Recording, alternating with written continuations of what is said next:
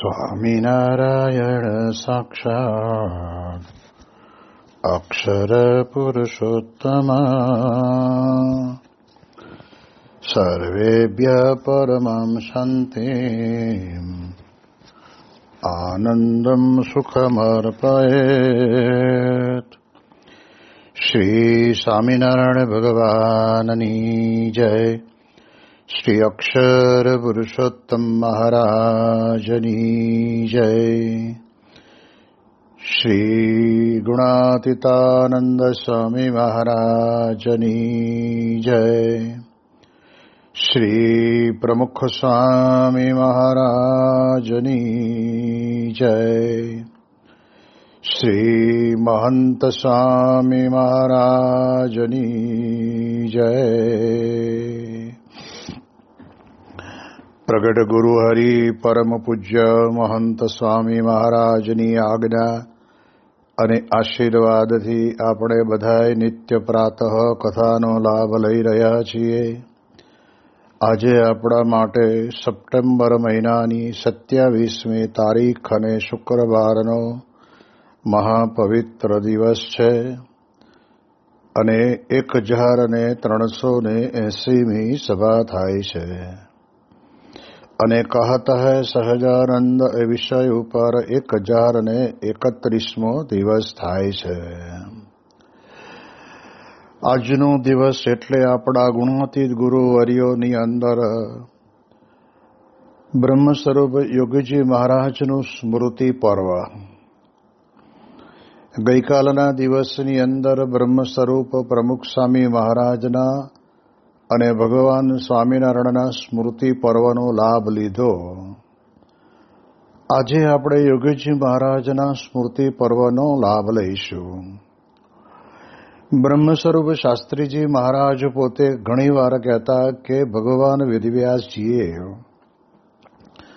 ભાગવતની અંદર સંતના જે લક્ષણો લખ્યા છે એ લક્ષણો કરતાં પણ વધારાના વિશેષ લક્ષણનું દર્શન એ આપણને યોગીજી મહારાજમાં થાય.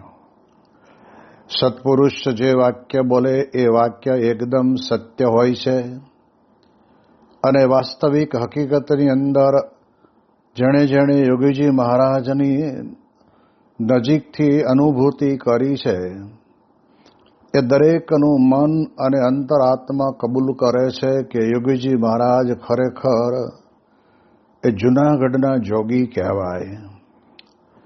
જે જૂનાગઢની અંદર અક્ષર બ્રહ્મ ગુણાતીતાનંદ સ્વામી એ બ્રહ્મ જોગી હતા અને એનો જ વારસો ચાલ્યો આવે છે.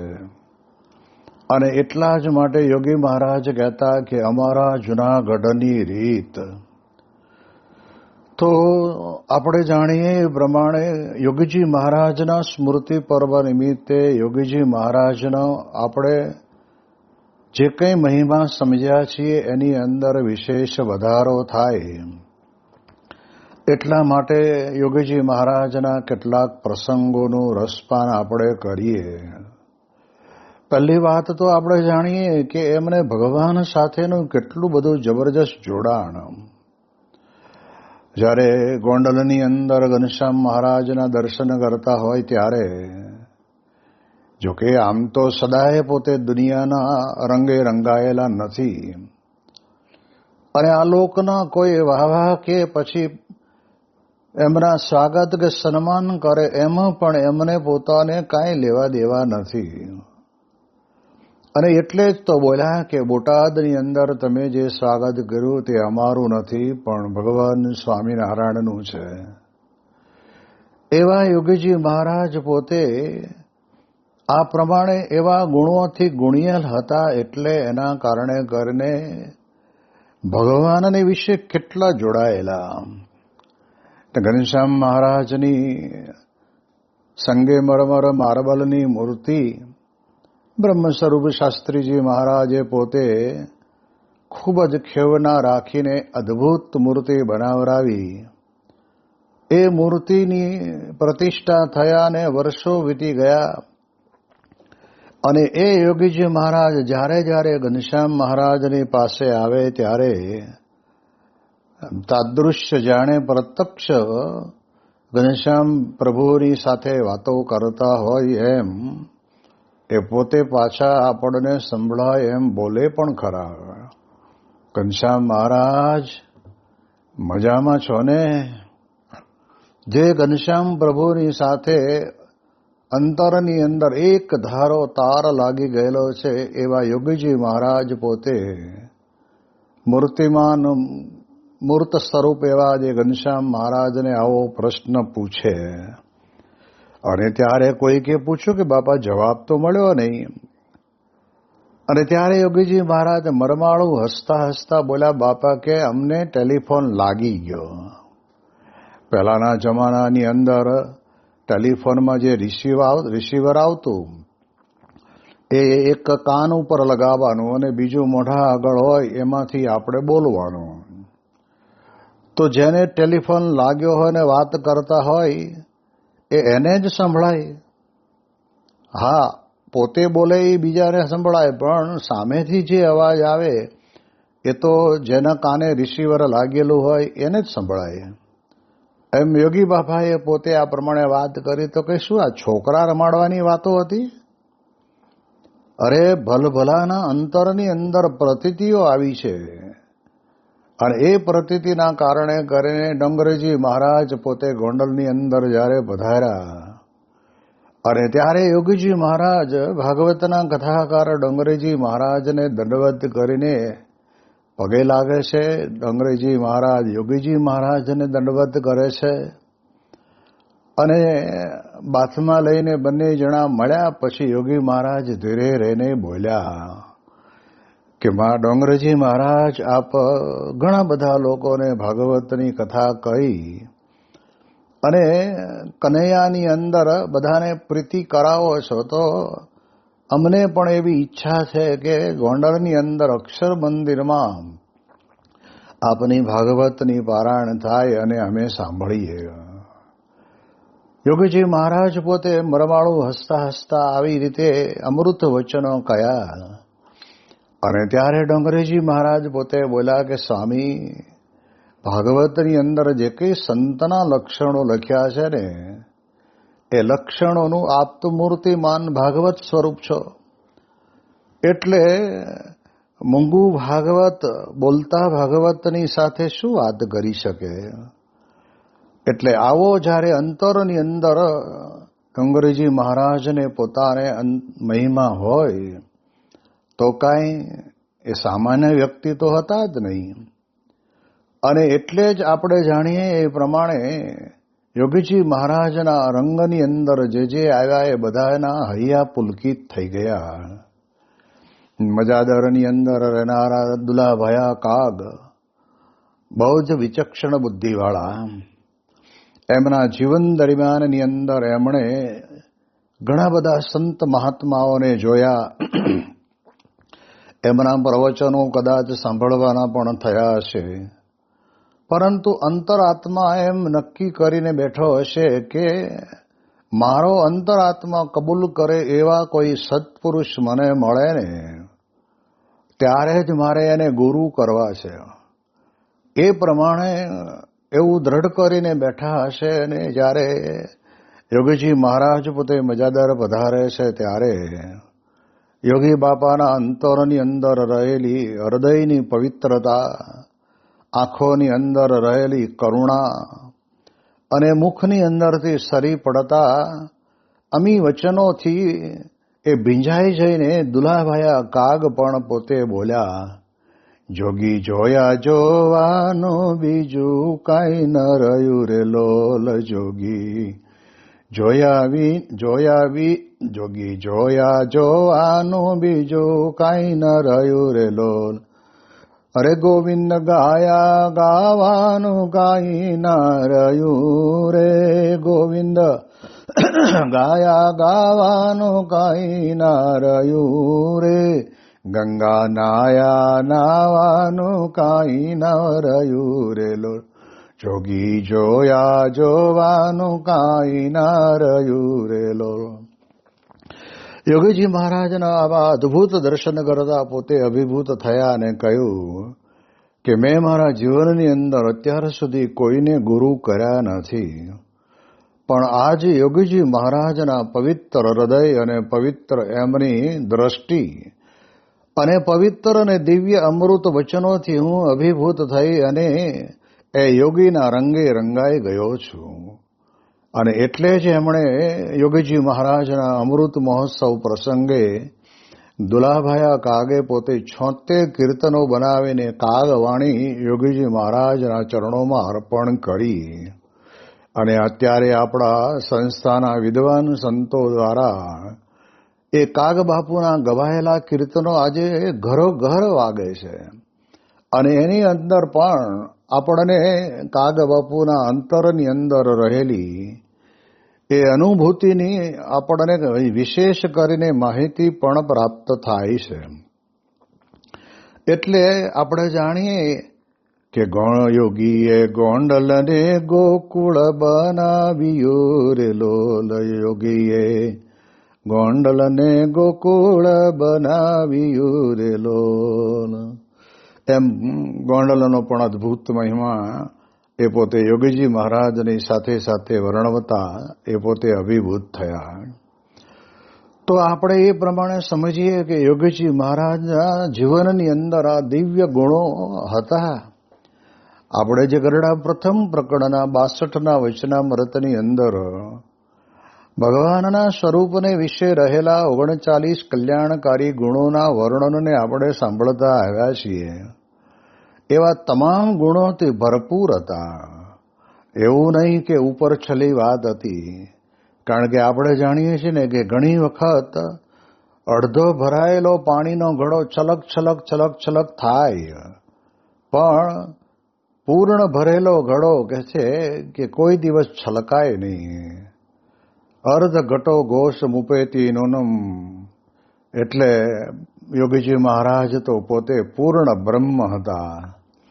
અને ક્યારેય એમનો અંતરની અંદર રહેલા બ્રહ્મપણાનો ભાવ એ છલકાઈને લોકોને એ પ્રમાણે કહેવાય છે કે આંજી દેવાનો પ્રયત્ન નથી કર્યો. અને આપણે સમજી શકીએ છીએ કે યોગીજી મહારાજના એક નિરાળા નેતૃત્વ અને પ્રેમની અંદર આજે આપણા ગુણાતીત ગુરુવર્યોની અંદર મહંત સ્વામીથી માંડીને સદગુરુ સંતો બધા જ કેટલા અભિભૂત થયા. જે ના પાડતા હતા કે સાધુ તો નહીં જ થઈએ, એને બદલે યોગીજી મહારાજે કેવી એમના ઉપર કામણ કરી હશે કે જેના કારણે કરીને હા પાડી અને સાધુ થયા. પણ એમણે યોગીજી મહારાજના તદભાવને પામી અને યોગીના ગુણોને પણ પોતાના જીવનમાં ચરિતાર્થ કર્યા.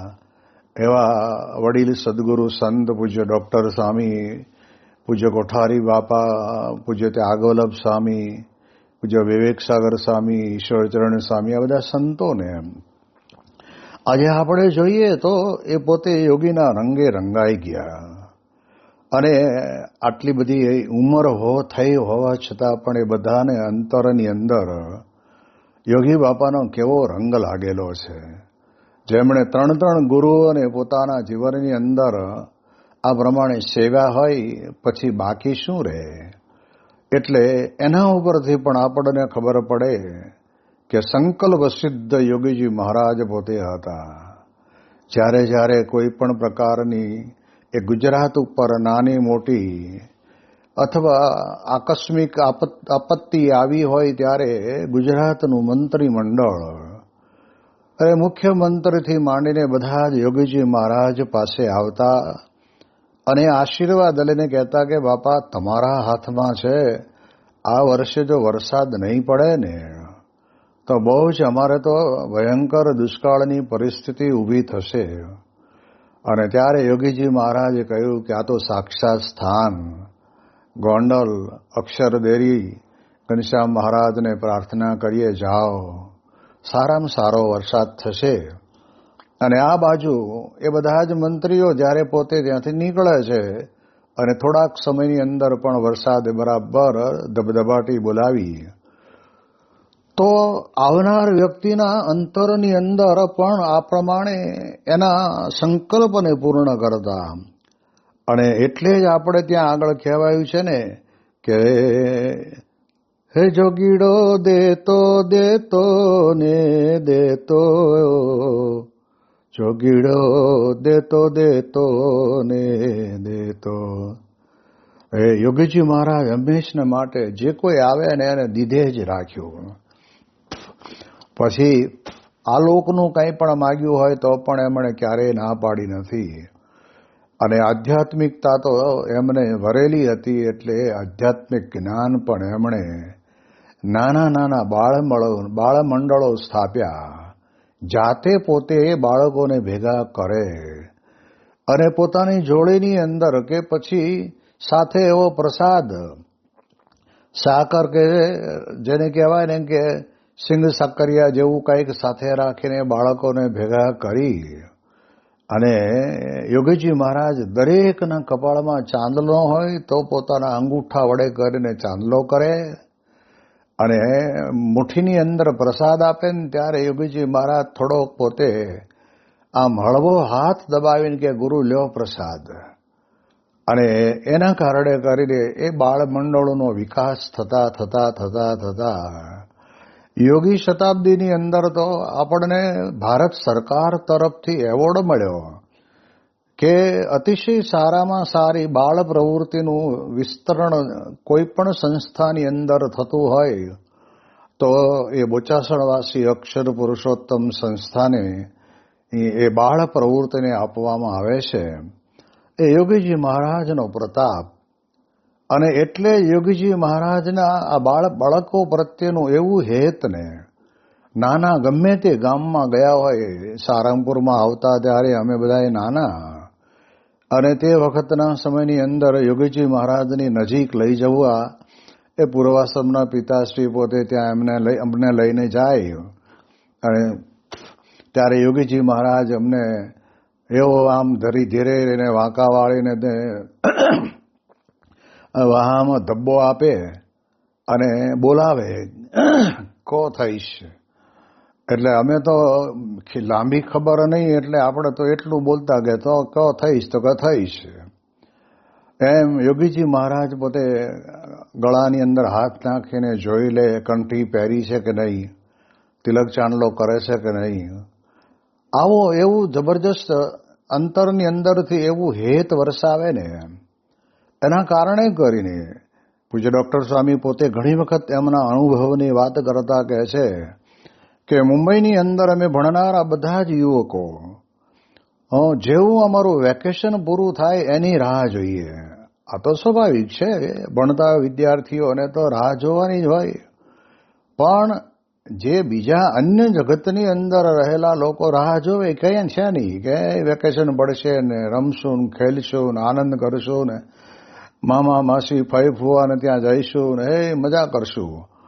આવું એ બાળકોના મનમાં હોય. જ્યારે આ યુવાનોને કહેતા ડૉક્ટર સ્વામીથી માંડીને આપણા તમામ સદગુરુ સંતોને જેવું વેકેશન પડ્યું અને હાંજ પડે ને તરત એ કપડાં બાંધતા ભેગા લઈ અને યોગીજી મહારાજ ક્યાં બિરાજે છે ત્યાં સીધા ડાયરેક્ટ સડસડાટ પહોંચી જાય.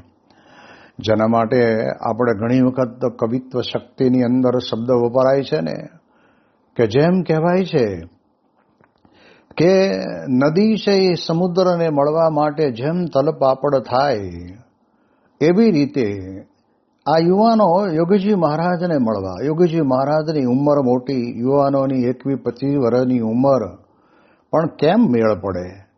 પણ છતાંય તે એ યોગીજી મહારાજના રંગે રંગાયેલા એ યુવાનો દોડી દોડીને ત્યાં જાય એટલે વળી કંઈ ત્યાં કંઈ આપણને કંઈ અત્યારે જેમ સંસ્થાની અંદર રિદ્ધિ સિદ્ધિ ચાલે છે એવું ક્યાં હતું. નાસ્તામાં મમરા હોય અને આદુ નાખેલો ઉકાળો હોય, અને બપોરે તો જનરલમાં જે જમવાનું બન્યું હોય એ, અને કોથળાના ઉપર સૂઈ જવાનું ને હાથનું ઓશીકું કરવાનું.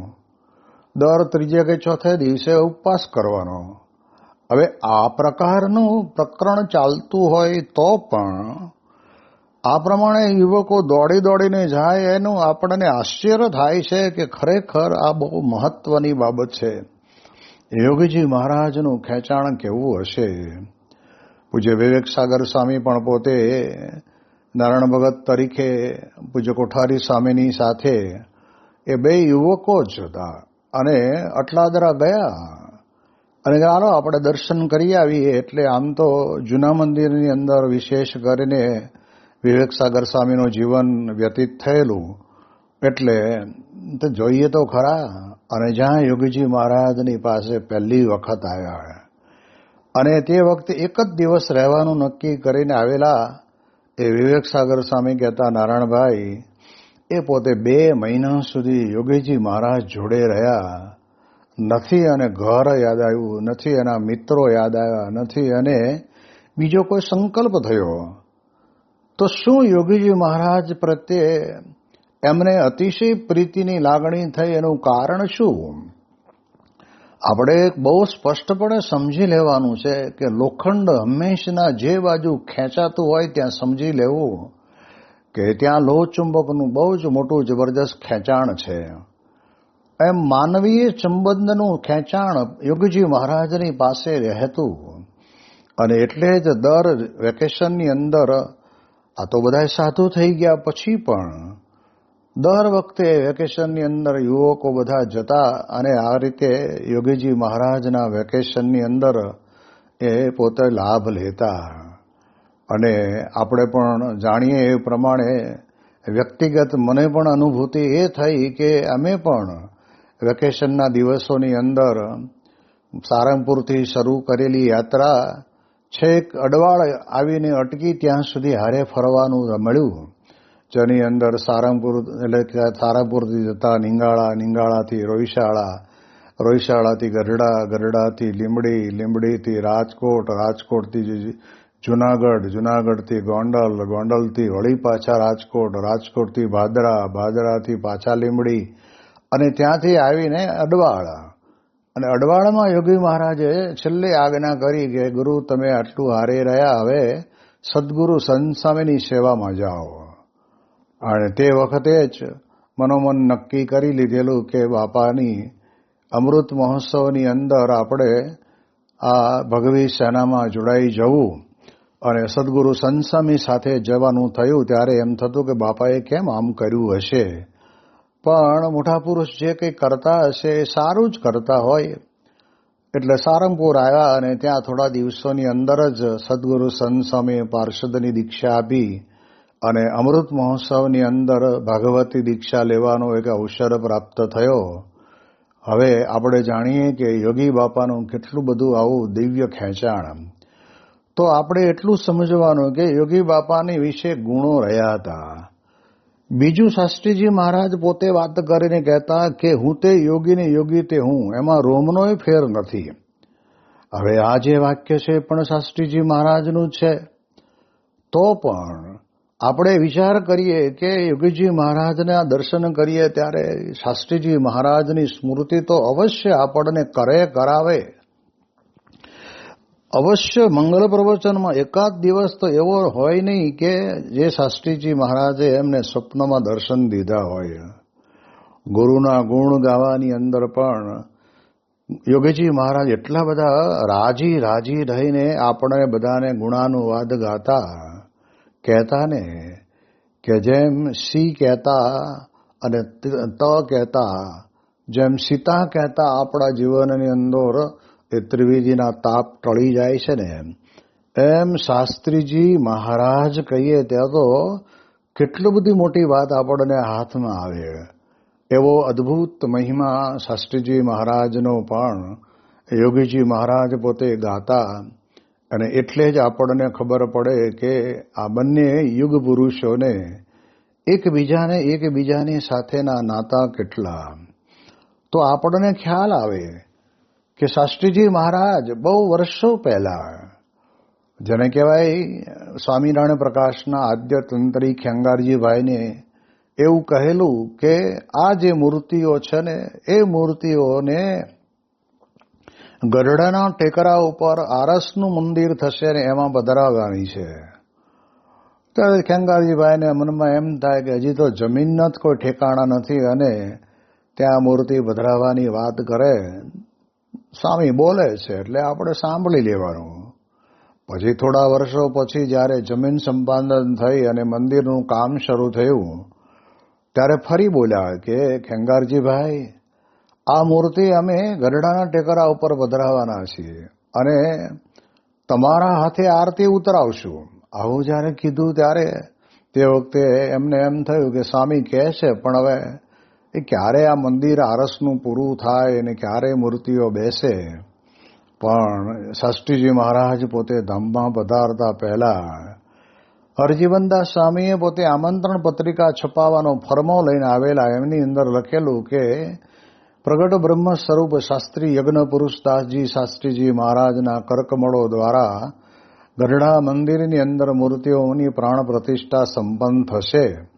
અને ત્યારે શાસ્ત્રીજી મહારાજે કહ્યું કે મારું નામ કાઢી નાખો અને મારી જગ્યાએ નામને બદલે યોગીજી મહારાજનું નામ લખો.